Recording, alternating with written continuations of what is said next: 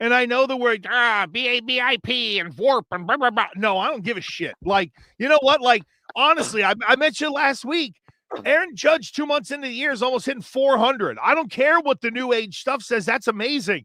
This guy's got an under 2 ERA, and they're 4 games under 500 right now. And it's more than just Bregman. This whole thing with Devers has been completely mishandled and backfired. And if there's one thing that the organization, Jay, is completely guilty of when it comes to Devers, is not understanding the sensibility of the player.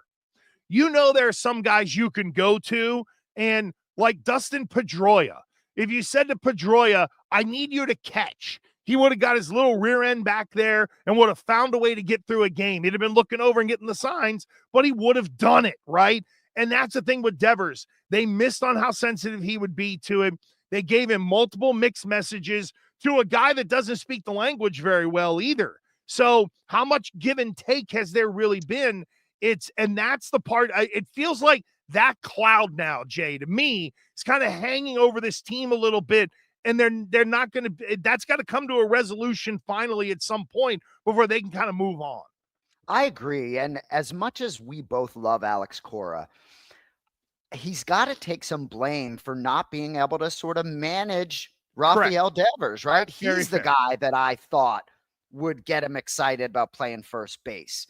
You know, and or whatever it may be, or accepting or the just fact going, that or just go, going back to third. Like they needed him to go back to third, and he was like, "No, you told me I'm the DH. What the hell now?" It's like, okay, now you're really drawing a line in the sand. Well, and when you think about Julian Edelman playing defensive back, or Matthew Slater, or these guys in the Patriots that sort of stepped in, and you know, we did talk about what Devers did after the meeting with John Henry, but there's definitely something amiss there.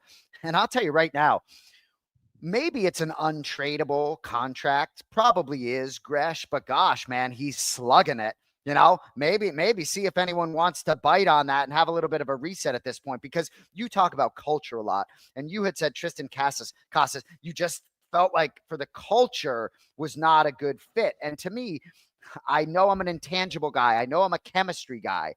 But if you're going to hoist one, you got to have those intangibles and that chemistry and that playing for one another. And this team, even if they were to start to play really well, really hard for me to see them sort of galvanizing and rallying around one another. Yeah, I'm with you on that.